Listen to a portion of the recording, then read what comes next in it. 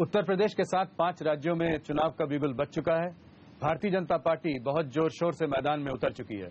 हमारे साथ हैं भारतीय जनता पार्टी के अध्यक्ष अमित शाह। अमित जी, आपको नेटवर्क 18 को इंटरव्यू देने का बहुत बहुत धन्यवाद। आप हमारे 23 चैनल के माध्यम से हफ्ते भर में करीब 25 करोड़ लोगों तक पहुंच सकते हैं। आपका इस इंटरव्यू में स्वागत है। माहौल कुछ चुनावों का है, तो पहला सवाल उत्तर प्रदेश के चुनाव पर होगा। आपने वहां मैनिफेस्टो भी रिलीज किया है। आपके मैनिफेस्टो में ऐसा क्या है जो और पार्टियों में नहीं है? 2-3 अहम मुद्दे जो सिर्फ आपके वहां पाए जा रहे हैं। देखिए, मैनिफेस्टो के प्रियम्बल में हमने ठीक से समझाने का प्रयास किया है कि गत 15 सालों में उत्तर प्रदेश में सपा बसपा सपा सरकारें जो बनी, उसके कारण उत्तर प्रदेश बहुत पिछड़ गया है। 15 सालों के देश भर के राज्यों के विकास का अगर तुलनात्मक अभ्यास करते हैं तो ये नजर में आता है कि उत्तर प्रदेश में जिस प्रकार की संभावनाएं उपलब्ध है, उससे बहुत कम विकास हुआ है। गवर्नेंस की दृष्टि से, एडमिनिस्ट्रेशन को चुस्त दुरुस्त करने की दृष्टि से, लॉ एंड ऑर्डर की दृष्टि से, और विशेषकर कृषि विकास और इंडस्ट्रियल डेवलपमेंट, रोजगारी के क्षेत्र में बहुत कम काम हुआ है। इसके कारण यूपी आज पिछड़ा हुआ है।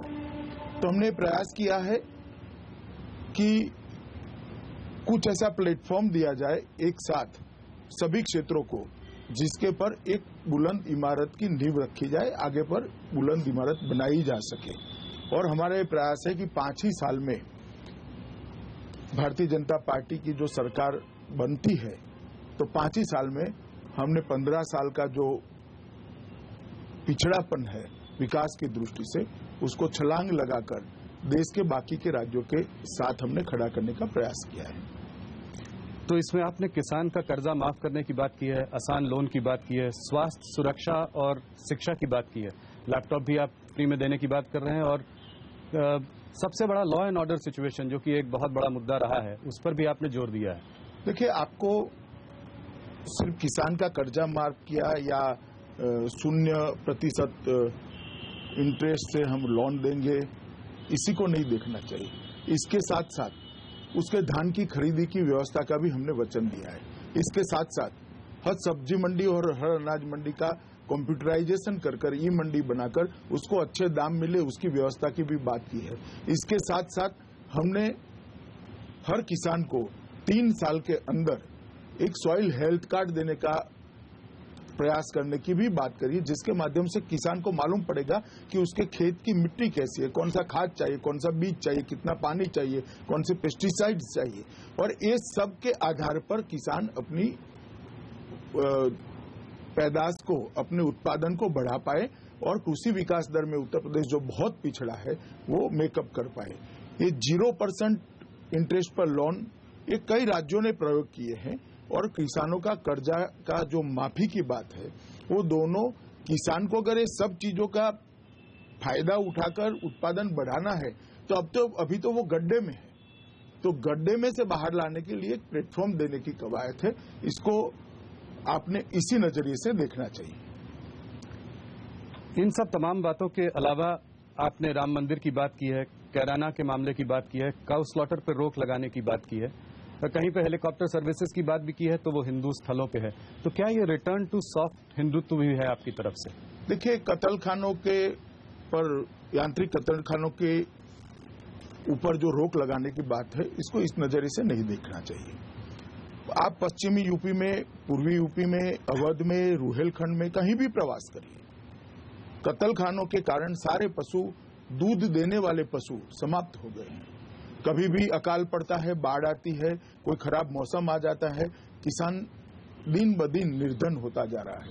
अगर उसके पास में दूध देने वाले 3-4 पशु है, तो अपनी आजीविका ठीक से दूध उत्पादन के हिसाब से कर सकता है, और अपार संभावनाएं उत्तर प्रदेश में दूध उत्पादन की पड़ी है।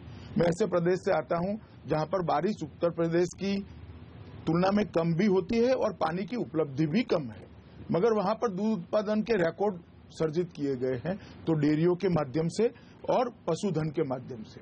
तो हमारा ये प्रयास है पशुधन को बचाया जाए, पशुधन को अवैध तरीके से उठाकर ले जाते हैं, कत्लखानों में काट डालते हैं और किसान की प्राथमिकी भी दर्ज नहीं होती, एफआईआर भी दर्ज नहीं होती।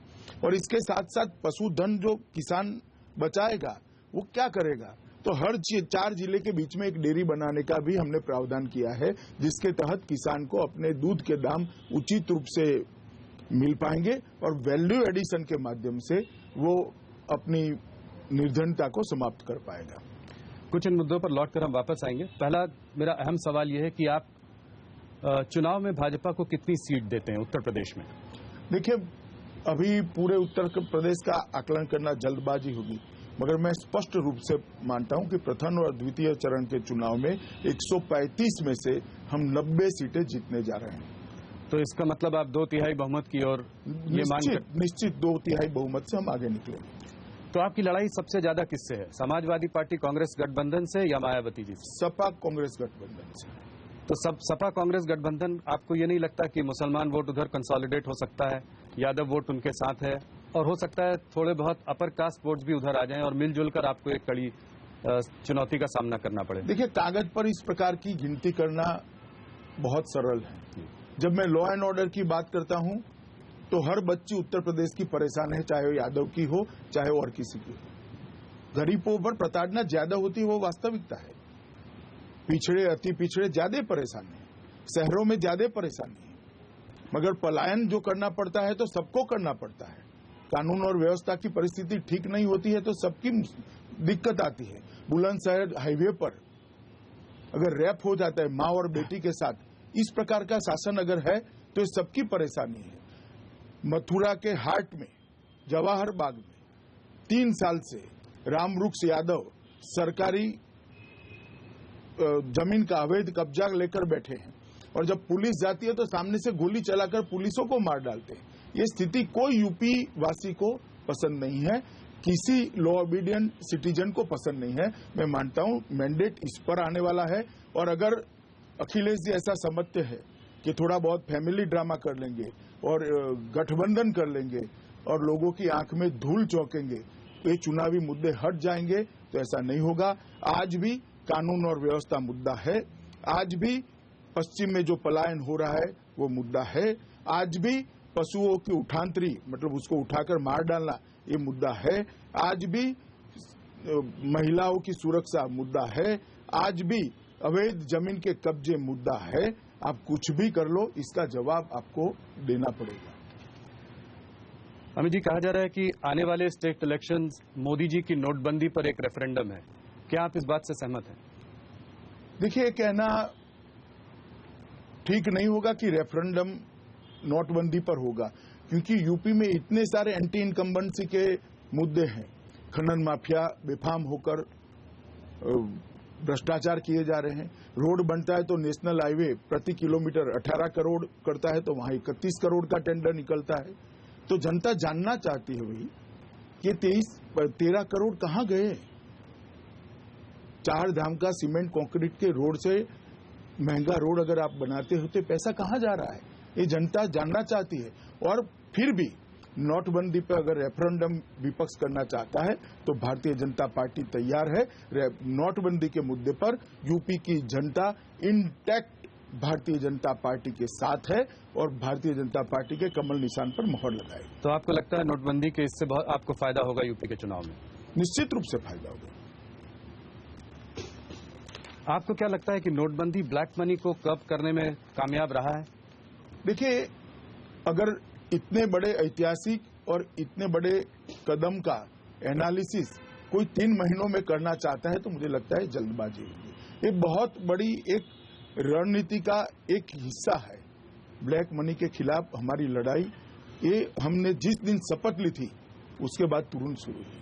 पहली ही कैबिनेट का पहला प्रस्ताव था ब्लैक मनी के लिए, जो एसआईटी 1.5 साल से सुप्रीम कोर्ट ने, सर्वोच्च न्यायालय ने जो ऑर्डर देकर रखा था वो ऑर्डर की पालना नहीं होती थी। हमने पहले ही कैबिनेट का पहला प्रस्ताव एसआईटी की पालना कर करा था और तब से लेके नोटबंदी तक ढेर सारे 29 से ज्यादा कदम उठाए जिससे काले धन पर कड़ा प्रहार किया है देश में और विदेश में दोनों जगह पे। मगर नोटबंदी के 3 महीने में अगर कोई एक पूछता है जी कि भाई इससे काला धन समाप्त हो गया है क्या, तो मुझे लगता है उसने अर्थतंत्र के सिद्धांतों का थोड़ा अध्ययन करना चाहिए। क्योंकि काफी सारा पैसा जो है वापस सिस्टम में आ गया है, इसलिए लोगों का मानना यह है कि काफी पूंजीपति लोग इस बार भी धूल झोंक कर आगे निकल गए। क्या आने वाले समय में आप इन लोगों पर रेड डलवा कर इनके ऊपर कोई कड़े कदम उठाएंगे? देखिए, ये भ्रांति फैलाई जा रही है कि बैंक में जो पैसा आया है वाइट हो गया है।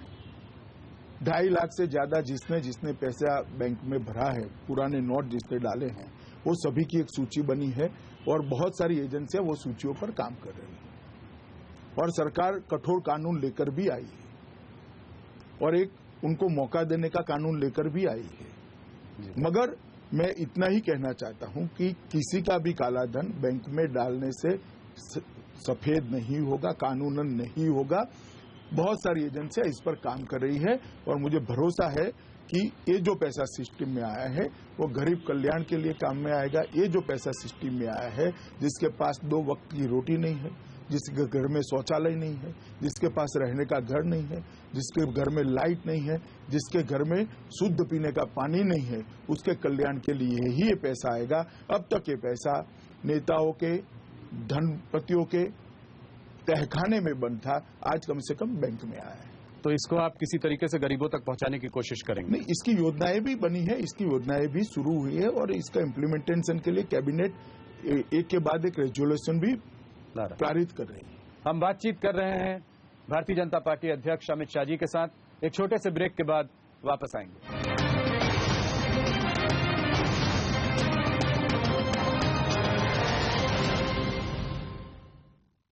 मोदी सरकार का एक और बहुत बड़ा कदम था पाकिस्तान पर सर्जिकल स्ट्राइक्स। क्या भारत का रवैया पाकिस्तान की ओर और कठोर रहेगा और कड़ा रहेगा और आने वाले समय में इसी तरीके से मुंह तोड़ जवाब दिया जाएगा?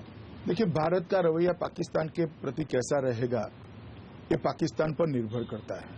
हम चाहते हैं सबसे अच्छे रिश्ते रखना, पड़ोसियों के साथ शांति हमारी प्राथमिकता है, मगर हमारी ये भावना को कोई हमारा निर्बलता समझता है तो मैं मानता हूं कि ये भूल हो रही है। ये भारतीय जनता पार्टी की सरकार है, इस सरकार के प्रधानमंत्री नरेंद्र मोदी है। सीमाओं की सुरक्षा और जवानों के जान के साथ कोई खिलवाड़ सहन नहीं किया जाएगा, ये सबने समझना पड़ेगा। हमने जो एक कदम उठाया है ये दृढ़ राजनीतिक इच्छा शक्ति और सेना के शौर्य का सम्मिश्रण है और इसके कारण पूरे विश्व में भारत को देखने का नजरिया बदला है और मैं मानता हूं कि आने वाले दिनों में इससे फायदा ही होगा। और आने वाले चुनाव में इसका पॉजिटिव असर होगा? जनता आपके साथ है इसमें? देखिए, जनता पूरे देश की जनता कुछ नेता छोड़कर साथ है। आपने राहुल जी का स्टेटमेंट पढ़ा होगा, सुना भी होगा कि जवानों के खून की दलाली बंद करिए। अब इस प्रकार के स्टेटमेंट देकर क्या कहना चाहते मेरी तो आज भी समझ में नहीं आती। केंद्र में आज आपकी सरकार पूर्ण बहुमत की सरकार है। अगर आप उत्तर प्रदेश में भी सरकार बनाएंगे तो राम मंदिर की तरफ आपका क्या वो रवैया रहेगा? देखिए, राम मंदिर के बारे में हमारा बहुत स्पष्ट रुख है कि संवैधानिक व्यवस्था के तहत राम मंदिर निर्माण का मार्ग तराशा जाएगा। या तो आपसी बातचीत से हो सकता है या तो कोर्ट के ऑर्डर से हो सकता है। कोर्ट में केस लंबित है और अभी ही कुछ दिन पहले इसका एक डेट था गया है। जब भी कोर्ट में केस आएगा सरकार अपना पक्ष रखेगी, बाकी सारी पार्टियां भी अपना पक्ष रखेगी। पर आप प्रतिबद्ध हैं इसको राम मंदिर को बनाने के लिए? आपकी सरकार कमिटेड है इसके लिए? निश्चित रूप से कमिटेड है। संवैधानिक मर्यादा के अंदर रास्ता निकालकर राम मंदिर के निर्माण करने के लिए हमारी सरकार कटिबद्ध है। 2014 में जब उत्तर प्रदेश में आपको 71 सीट की सीट यहां से मिली थी तो लोग इसका 2 कारण मानते थे। 73 दो कारण मानते थे। एक तो मोदी जी की लहर और दूसरी आपका माइडस टच। तो लगता है इस बार भी ये काम करेगा? ये दोनों देखिए, ऐसा है कि उत्तर प्रदेश के 2014 के चुनाव को उस वक्त पूरे देश की इच्छा थी कि एक मजबूत नेता इस देश का नेतृत्व करे और भारतीय जनता पार्टी ने उचित ही निर्णय किया था कि नरेंद्र मोदी जी को चुनाव के पहले ही पार्टी की ओर से प्रधानमंत्री पद के प्रत्याशी के रूप में घोषित किया था। तो हम प्रधानमंत्री पद के प्रत्याशी श्री नरेंद्र मोदी के नेतृत्व में चुनाव लड़े थे। पूरे देश भर में जिस तरह से लहर थी उसी प्रकार से उत्तर प्रदेश के अंदर भी थी और उत्तर प्रदेश के करोड़ों कार्यकर्ताओं का मैं आज भी बहुत ऋणी हूं पार्टी अध्यक्ष के नाते कि उन्होंने दिन रात परिश्रम कर वो लहर को वोट में तब्दील किया, वो लहर को सुनामी में तब्दील किया और 80 में से 73 सीट भारतीय जनता पार्टी को दिलाने का काम किया। और आज उसी के कारण उत्तर प्रदेश की जनता के उस फैसले के ही कारण हम पूर्ण बहुमत की सरकार के साथ देश को आगे ले जाने का काम कर रहे हैं। इस बार भी पूरे उत्तर प्रदेश में जिस प्रकार की अव्यवस्था है, सपा बसपा सपा का जो क्रम चला है, जनता त्राहिमाम है। 15 साल से कहीं विकास नहीं हुआ है, 15 साल से भ्रष्टाचार चल रहा है, 15 साल से कानून और व्यवस्था ध्वस्त है, 15 साल से पलायन हो रहा है।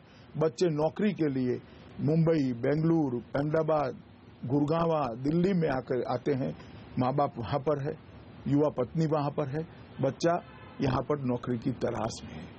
उत्तर प्रदेश के पास सब कुछ है। 50 फुट नीचे पानी है, किलोमीटरों तक लेवल लैंड है, फर्टाइल लैंड है, माँ गंगा और जमुना की कृपा है, पानी का कोई किल्लत नहीं है। मगर मेहनत कश युवा, मेधावी युवा, लर्नेड युवा, मगर अव्यवस्था के कारण उत्तर प्रदेश का विकास नहीं हो पाया। प्रधानमंत्री मोदी जी की पॉपुलैरिटी के बावजूद बिहार और दिल्ली में आपको करारी हार का सामना करना पड़ा। वहां की कुछ गलतियां जिससे आप कुछ सीखे हो जो यहां नहीं करेंगे? नहीं, हमारी पार्टी ने दोनों हारों के लिए एक कमेटी बनाई थी, इसकी रिपोर्ट भी आई है, मगर उसकी सार्वजनिक चर्चा करना ठीक नहीं है। मगर मैं एक बात निश्चित कहना चाहूंगा कि एक विशिष्ट राजनीतिक परिस्थिति दोनों राज्यों में थी और उसके बाद में हम आसाम का भी चुनाव जीते हैं। देश भर में जितने स्थानीय इकाई के चुनाव हुए सबके सब जीते हैं। उपचुनाव हुआ, जहां जहां भारतीय जनता पार्टी का काम था हम बढ़े हैं। केरल में हम बढ़े, बंगाल में हम बढ़े हैं, आसाम में सरकार बनाई है। सब जगह देश में मोदी जी के नेतृत्व की स्वीकृति आई।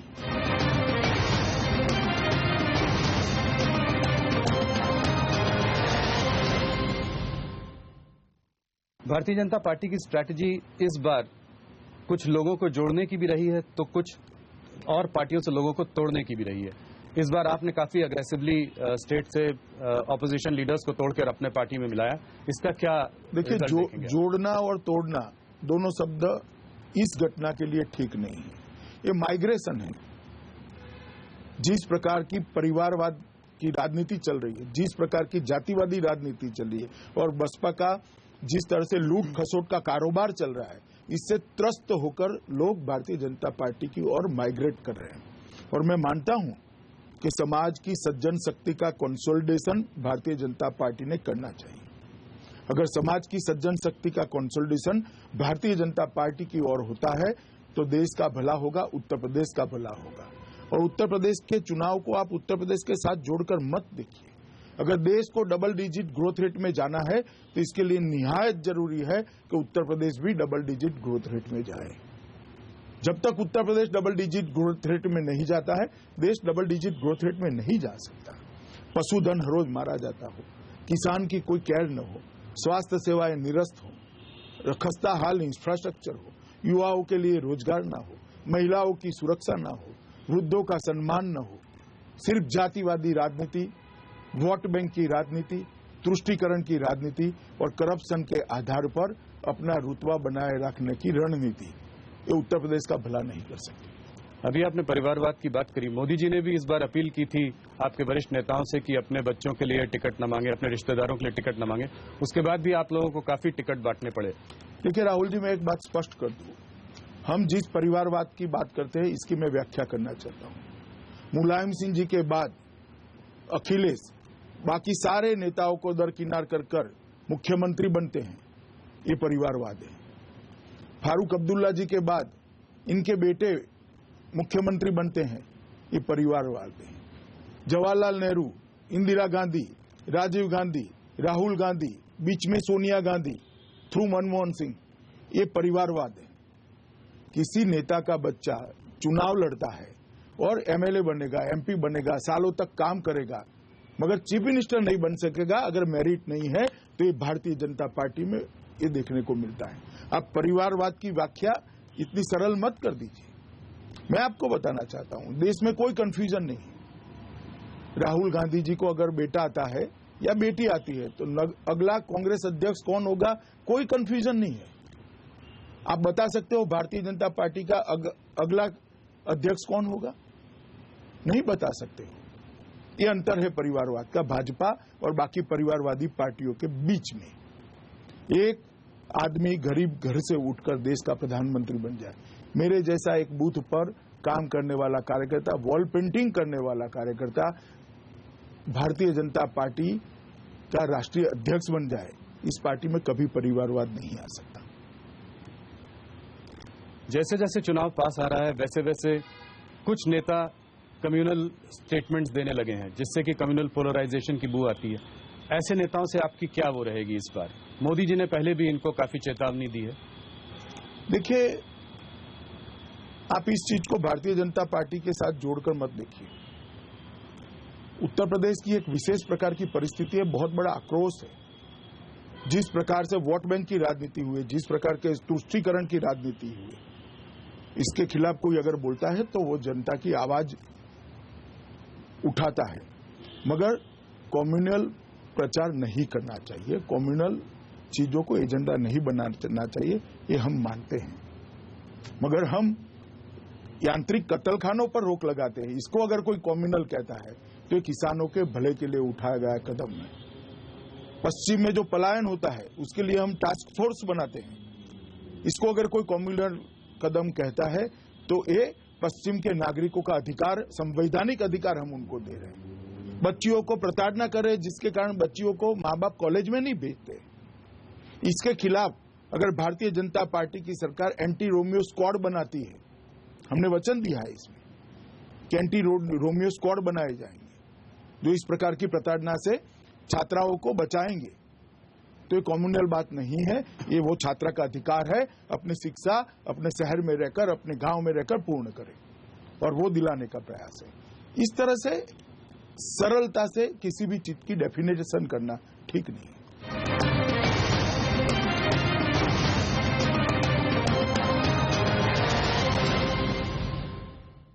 पश्चिम उत्तर प्रदेश आपके लिए काफी इम्पोर्टेंट है। वहां पे जो पलायन हुआ है इसके लिए आप किसको जिम्मेदार मानते हैं?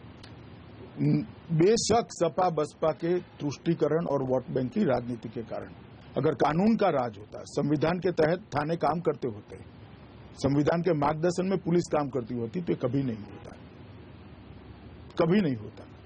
मगर ये हुआ इसलिए कि वोट बैंक को मजबूत करने के लिए पुलिस को सूचनाएं दे दी, जाति देखकर, धर्म देखकर प्राथमिकी दर्ज करना, एफआईआर दर्ज करना। ये कहां का संविधान है? इसको रोकना चाहिए। अगर आप सरकार बनाएंगे तो क्या कदम उठाएंगे? निश्चित रूप से हमने पहले भी उठाए थे। जब हमारी सरकार थी, कल्याण सिंह की सरकार थी, राजनाथ सिंह जी की सरकार थी, तब हमने कदम उठाए थे और इस चीजें रुकी थी। देश भर में हमारी 14 सरकारें, कहीं पलायन नहीं हो रहा है, इधर और साइड पर नहीं हो रहा है। संविधान के तहत लॉ एंड ऑर्डर संभालना चाहिए, यही काम पुलिस फोर्स का होता है। बिहार चुनाव के समय में आरएसएस संचालक मोहन भागवत जी ने रिजर्वेशन के खिलाफ आवाज उठाई और उसका खामियां पार्टी को भुगतना पड़ा। इस बार भी मनमोहन वैद्य जी ने कुछ इस तरह की बात जयपुर लिटरेरी फेस्टिवल में की थी। हम आपसे ये जानना चाहते हैं कि रिजर्वेशन के बारे में आपका क्या मत है? देखिए, उस वक्त भी मोहन जी ने ऐसा कोई बयान नहीं दिया था, ना मनमोहन जी ने इस बार बयान दिया है। मनमोहन जी को जो सवाल पूछा गया था वो रिलीजियस रिजर्वेशन के लिए पूछा गया सवाल था, मगर किसी ने सवाल निकाल दिया, जवाब दिखा दिया और ये पूरा बवंडर हुआ है। दूसरे दिन उन्होंने स्पष्टता कर दी, पूरा वीडियो भी बाद में उसका वायरल हुआ कि सवाल क्या था। सवाल सच्चर कमेटी के अंदर जो रिलीजियस रिजर्वेशन की बात हुई थी वो था।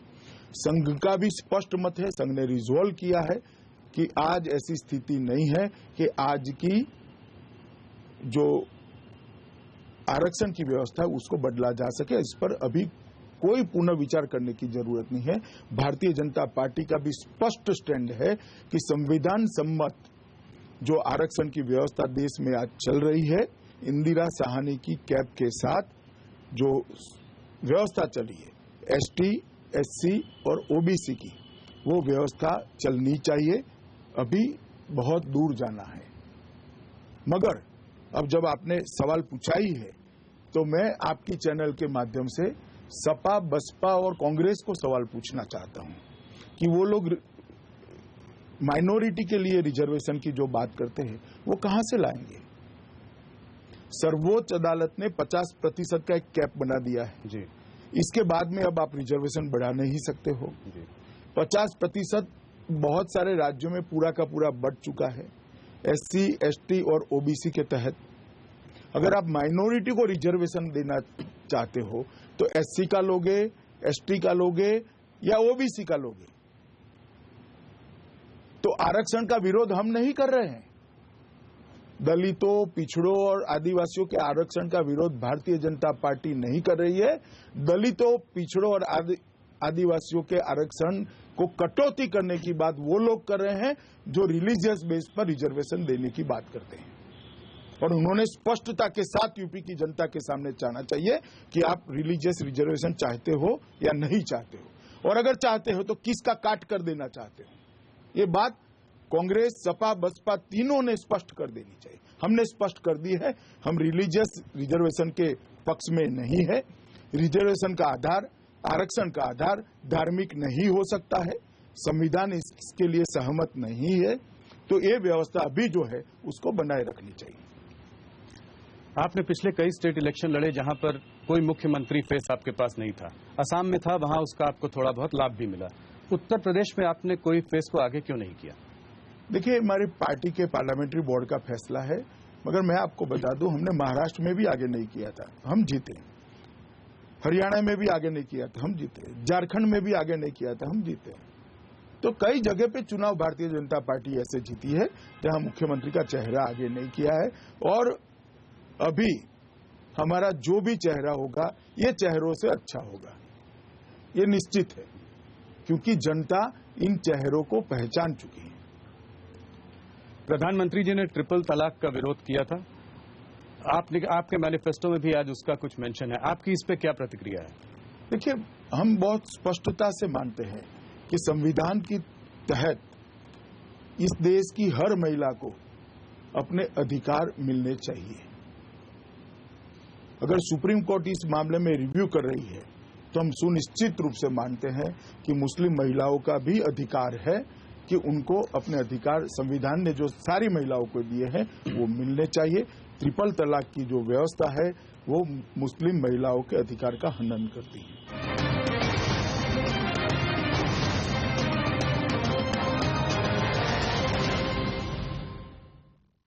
अगर उत्तर प्रदेश से थोड़ा हटकर उत्तराखंड की ओर देखें, आपको वहां बीजेपी के जीतने की क्या संभावना दिखाई देती है? निश्चित रूप से उत्तराखंड में भारतीय जनता पार्टी की सरकार अच्छे मार्जिन से बनने जा रही है। आप लोगों ने वहां पे भी कांग्रेस के काफी वरिष्ठ नेताओं को अपनी तरफ मिलाया, उससे आपको फायदा होगा? देखिए, मैंने आपको कहा है एक प्रक्रिया है। एक पार्टी टूट रही है और अच्छे उसमें काम करने वाले लोग दूसरी ओर आ रहे हैं। आप इस प्रक्रिया को दल बदल के हिसाब से न देखिए। ये चुनाव के पहले हुई है प्रक्रिया, चुनाव के बाद नहीं हुई। सरकार बनाने के लिए आयाराम गयाराम नहीं हो रहा है। जो आए उनको लेकर हम जनता के सामने जाएंगे, जनता अपना फैसला सुनाएगी। मगर ये प्रक्रिया को आयाराम गयाराम अगर कोई कहता है तो वो ठीक नहीं कर रहे हैं, जनता को भ्रांति फैलाने का काम कर रहे हैं।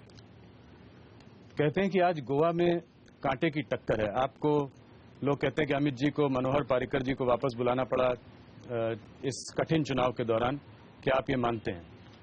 नहीं, अभी पार्टी ने ऐसा कोई फैसला नहीं किया है कि मनोहर पर्रिकर जी वापिस जाएंगे। मगर हमने ये निश्चित कहा है कि अगर गोवा की जनता की ये भावना है, गोवा के विधायकों की भावना है, तो दोनों रास्ते ओपन है। हम दोनों रास्ते ओपन रखकर चुनाव में गए हैं। उसके बाद में जो लेजिस्लेटिव पार्टी बनेगी उसकी राय जानकर पार्लियामेंट्री बोर्ड निर्णय करेगा। मगर गोवा में हमारी परिस्थिति बहुत अच्छी है और हम पहली बार 5 साल की सरकार दिए हैं। पहले 10 साल में कांग्रेस ने 12 मुख्यमंत्री दिए थे। पूरे गोवा का विकास ठप होकर पड़ा था। आपके सिर्फ 2 थे। मगर 2 भी एक मुख्यमंत्री यहाँ आया इसलिए, कोई टांग खिंचाई के कारण नहीं जी। Natural मुख्यमंत्री यहाँ देश का रक्षा मंत्री बना इसलिए दूसरा है। पर्रिकर जी अगर ना आते तो पर्रिकर जी 5 साल समाप्त करते। पर्रिकर जी की यहाँ जरूरत थी, वो देश के रक्षा मंत्री बनकर आए हैं, इसलिए दूसरे का चयन पार्टी ने ही किया है और शांतिपूर्ण तरीके से परिवर्तन हुआ है। और अगर जरूरत पड़ी तो वो वापस भी जा सकते हैं। ये मैंने कहा ना, ये ऑप्शन हमने ओपन रखा है। पंजाब चुनाव के बारे में आपका क्या ख्याल है? वहां पे कहते हैं कि कांग्रेस और आपकी बढ़त दिखाई देती है, क्या? देखिए, अभी तो पंजाब में तीनों पार्टियां मेरे हिसाब से मध्य त्रिकोणीय मुकाबला है और भारतीय जनता पार्टी और अकाली दल दमखम के साथ चुनाव के मैदान में है। बादल साहब जैसा एक प्रचंड प्रतिभाशाली व्यक्तित्व हमारा उस चुनाव का नेतृत्व कर रहा है। बादल साहब सरीखे नेता, इतनी वरिष्ठ नेता देश में बहुत कम है। महाराष्ट्र में शिवसेना आपसे नाराज है। इस बार कॉरपोरेशन और जिला परिषद के चुनाव अकेले लड़ रही है। क्या आपको लगता है स्टेट और सेंटर में इससे आपके कोई रिलेशंस में फर्क पड़ेगा? देखिए, हमारा फैसला नहीं है, ये शिवसेना पार्टी का फैसला है। हमारा मन खुला है, शिवसेना हमारा विश्वस्त साथी है और केंद्र में हम इनके साथ हैं। हमारी सरकार में वो हिस्सा है, महाराष्ट्र में भी हमारी सरकार का वो हिस्सा है। एक फ्रेंडली मैच हो रहा है, प्रदेश की जनता तय करेगी। तो आप कह रहे हैं कि एक छोटा मोटा मनमुटाव है, पर लंबे समय की कोई लड़ाई नहीं, मनमुटाव नहीं है। दोनों पार्टियों का अपने पार्टी के बारे में जो आकलन है, इसके बीच में अंतर है, मनमुटाव नहीं है जी। दोनों पार्टियों को अपनी अपनी स्ट्रेंथ पे भरोसा है, तब जनता फैसला करेगी। मगर उससे हमारे गठबंधन को बहुत बड़ी आंच आ जाएगी, मैं नहीं मानता। इस राउंड चुनाव के बाद आपका अगला बहुत महत्वपूर्ण चुनाव होगा, गुजरात का चुनाव। आपको क्या लगता है गुजरात में क्या होगा भारतीय जनता पार्टी? अभी जो स्थानीय इकाइयों के चुनाव हुए, अभी जो उपचुनाव हुए, सब में भारतीय जनता पार्टी स्वीप की है और बहुत अच्छी पोजीशन में है भारतीय जनता पार्टी। 90 के बाद भारतीय जनता पार्टी कभी वहां चुनाव नहीं हारी जी, एक भी बार चुनाव हम नहीं हारे। आपको लगता है आपकी नई टीम फिर से जीतेगी इस बार? निश्चित रूप से भारतीय जनता पार्टी की सरकार बनेगी और 2/3 बहुमत के साथ बनेगी। इन सब परिस्थितियों को देखते हुए 2019 के बारे में आपका क्या अनुमान है? अभी एक कोई अखबार का सर्वे आया था 2019 में, आज चुनाव अगर होता है जी तो एनडीए को 370 सीटें मिलती है और भारतीय जनता पार्टी को पूर्ण बहुमत हो। मगर आज 2019 नहीं है जी, 2.5 साल बाकी है। हम और मजबूत होंगे, देश का विकास कर कर, देश की सुरक्षा बढ़ाकर, देश को समृद्ध कर कर और देश के गरीब तबके के जीवन स्तर को ऊंचा उठाकर हम और मजबूत होंगे। और जन कल्याण का जो हमारा यज्ञ चल रहा है, मुझे विश्वास है राहुल जी की भारतीय जनता पार्टी और मजबूत होगी। आज हमने देश में बहुत सारे गरीबों के जीवन स्तर को बदलने का काम किया, उनके एम्पावरमेंट का काम किया। एक गरीब महिला के घर में धुएं से भरी हुई झोपड़ी में गैस पहुंचता है तो उसका आनंद क्या होगा, वो वही जानती है। शौचालय नहीं है, घर की महिलाओं को सुबह 2 बजे उठकर बाहर शौच की क्रिया के लिए जाना पड़ेगा तो क्या दिक्कत होती है, वो घर ही जानता है। उसके घर के सामने शौचालय बनाने का हमारा प्रयास है। आज तक किसी सरकार ने उसके घर में गैस का चूल्हा पहुंचाना, इसके घर में शौचालय पहुंचाना, उसके घर में भले 1 जीरो का बल्ब भी पहुंचाना, एक लाइट पहुंचाना, ये जीवन को परिवर्तित करने वाली घटना है। दुर्भाग्य से 70 साल की आजादी के बाद भी 60 करोड़ लोगों के घर में बैंक अकाउंट नहीं थे। हमने वो बैंक अकाउंट पहुंचाकर उसको अर्थतंत्र से जोड़ने का काम किया है।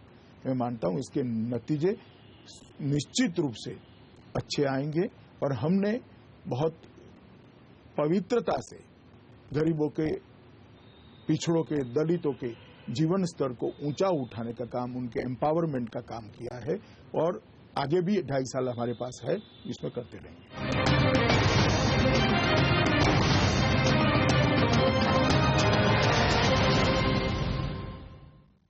बड़े इकोनॉमिस्ट का मानना है कि नोटबंदी से थोड़ा इकोनॉमी स्लो ग्रो करेगी। बड़े इकोनॉमिस्ट का मानना है, अर्थशास्त्री का मानना है, हो सकता है कि एक आध क्वार्टर ऐसा दिखे, अभी तो नहीं दिखता है जी। अभी तो जो नतीजे आ रहे हैं 7+% आ ही रहे। वेट की इनकम भी कम नहीं हुई है, राजस्व भी कम नहीं हुआ है, कुछ कम नहीं हुआ है, अभी तो नहीं दिखाई पड़ता है। मगर आप मान लो राहुल जी, एक आध क्वार्टर होता भी है जी, तो आप ये कल्पना कर सकते हो कि सिस्टम के अंदर 8 लाख करोड़ रुपया ज्यादा आने का मतलब क्या है। 8 लाख करोड़ रुपया जो बाहर पड़ा था, जो देश के विकास के काम में नहीं आता था, जो काले धन के रूप में सबके घरों में पड़ा था, तहखानों में पड़ा था, तिजोरियों में पड़ा था, वो आज सिस्टम के अंदर है। मैं मानता हूं इससे बहुत बड़ा फर्क पड़ने वाला है। पश्चिम उत्तर प्रदेश में किसान की फसल की बकाया धनराशि एक बहुत बड़ा मुद्दा है। अगर आपकी पार्टी सरकार में आई तो इसका क्या करेगी? देखिए राहुल जी, गन्ना किसानों की समस्या को बहुत लंबे अरसे से इस देश में किसी सरकार ने एड्रेस नहीं किया। जब से नरेंद्र मोदी सरकार बनी है, हमने गन्ना किसानों के हित के लिए काम करना शुरू किया।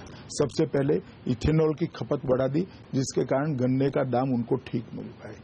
इंपोर्ट रॉ शुगर का बंद कर दिया, जिसके कारण उनको शुगर का दाम ठीक मिल पाए, और एक्सपोर्ट पर सब्सिडी देना शुरू किया, जिसके कारण उनके दाम ठीक मिल पाए। इसके बाद भी गन्ना किसानों को भुगतान नहीं होता था। हमने बहुत सारा भुगतान किया है। हमने आज हमारे चुनावी घोषणा पत्र के अंदर ये 2 बातें कही हैं कि 6000 करोड़ का बकाया जो यूपी के गन्ना किसानों का बाकी है, वो सारा का सारा बैंक, कलेक्टर और चीनी मिलों के साथ बैठकर हम 120 दिन में इसका निपटारा करेंगे। और दूसरा, एक ऐसी यंत्रणा बनाएंगे जिससे आने वाले दिनों में गन्ना किसान जब अपना गन्ना चीनी मिल में डालेगा, उसी दिन 14 दिन की डिफरेंस डेट का चेक उनको मिल जाएगा और 14 दिन के बाद उनको उनका पेमेंट मिल जाएगा।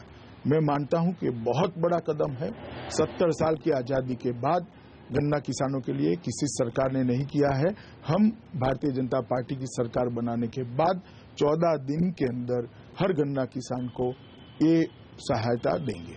उत्तर प्रदेश के इंफ्रास्ट्रक्चर के लिए आप क्या करेंगे? रोड इंफ्रास्ट्रक्चर, ट्रांसपोर्टेशन वगैरह को कैसे आप सुधारेंगे? देखिए, हमने उत्तर प्रदेश में east west north south corridor को पूरा करने का वादा उत्तर प्रदेश की जनता के सामने किया है, और हर गांव को तहसील मुख्यालय से बस से जोड़ने का भी वादा किया है। इसके साथ साथ हमने स्वास्थ्य सेवाओं को भी इम्प्रूव करने का वादा किया है। 108 की गांव में आज भी फोन करने के बाद 1.5 घंटे तक एम्बुलेंस नहीं पहुंचती। इसकी डेंसिटी बढ़ाकर 10 मिनट के अंदर ही 15 मिनट के अंदर ही 108 की सभी सुविधाओं से लैस एम्बुलेंस उत्तर प्रदेश के अंदर पहुंचे। इस प्रकार का हम एक 108 एम्बुलेंस का जाल बुनना चाहते हैं। हम 25 नए मेडिकल कॉलेज के माध्यम से 6 एम्स के इक्विवेलेंट अस्पतालों के माध्यम से पूरे उत्तर प्रदेश में एक अस्पतालों का जाल बुनना चाहते हैं, जिससे गरीब से गरीब व्यक्ति को उस अस्पतालों में अपने स्वास्थ्य लाभ कराने का मौका मिल पाए। उत्तर प्रदेश की आर्थिक व्यवस्था को इम्प्रूव करने के लिए भारतीय जनता पार्टी और क्या करेगी? देखिए, सिर्फ नोएडा और बुंदेलखंड और रॉबर्ट्सगंज में जो खदानों में चोरी होती है, 2 ही कर दो तो उत्तर प्रदेश का बजट डबल हो जाता है। और जहां जहां भारतीय जनता पार्टी सत्ता में आई, वहां हमने कर दिखाया। सिर्फ नोएडा के अंदर प्रामाणिक अधिकारियों को फ्री हैंड दिया जाए, और बुंदेलखंड और रॉबर्ट्सगंज मिर्जापुर के खनन के जो चोरी हो रही है उसको रोक दिया जाए। उत्तर प्रदेश का बजट डबल हो सकता है। मगर ये जो सरकारें आती हैं, लूट खसोट करती है, इसके कारण ये नहीं हुआ है। मैं आपको बताता हूं, अभी भले ही अखिलेश को लगे, अखिलेश जी मानते हैं कि लॉ एंड ऑर्डर का एजेंडा, भ्रष्टाचार का एजेंडा, खनन माफियाओं का एजेंडा, पलायन का एजेंडा, जमीन कब्जा का एजेंडा, बलात्कार, स्त्री रक्षा का एजेंडा, महिला सुरक्षा का एजेंडा, ये सारे एजेंडा उनके फैमिली ड्रामा के पीछे छुप गए हैं, उनके एक अलायंस के पीछे छुप गए। तो मैं मानता हूं कि उत्तर प्रदेश की जनता को वो जानते नहीं है। उत्तर प्रदेश की जनता परिवर्तन के लिए कटिबद्ध है। हमने परिवर्तन यात्रा के माध्यम से 5000 से ज्यादा सभाएं की है। 192 दिन तक 16000 किलोमीटर हमारे रथ पूरे उत्तर प्रदेश के गांव-गांव में गए हैं। हर जगह पे हमने लोगों की आंख में मोदी जी के लिए आशा देखी है, लोगों की आंख में मोदी जी के लिए विश्वास देखा है और परिवर्तन का दृढ़ संकल्प देखा है।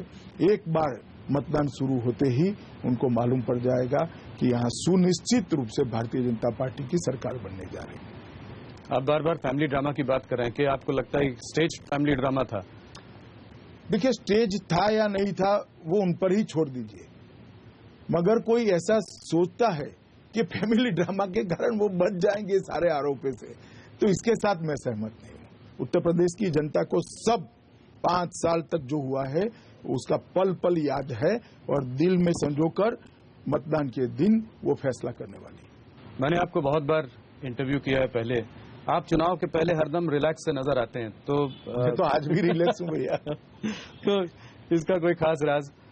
कोई खास राज नहीं। देखिए, हम चुनाव को लोकतंत्र का एक महोत्सव मानकर लड़ते हैं। हमारी विचारधारा, हमारा एजेंडा, हमारे चुनाव घोषणा पत्र और हमारी कैडर के साथ हम चुनाव के मैदान में जाते हैं। हार जीत हमारे लिए बहुत मायने नहीं रखती है। हम परफॉर्मेंस की पॉलिटिक्स में मानते हैं। हम जाति की राजनीति में नहीं मानते, हम परिवारवाद की राजनीति में नहीं मानते। हम मानते हैं कि देश में पॉलिटिक्स ऑफ परफॉर्मेंस की राजनीति अब शुरू होनी चाहिए और भारतीय जनता पार्टी ने पॉलिटिक्स ऑफ परफॉर्मेंस की राजनीति शुरू की है। बहुत बहुत धन्यवाद।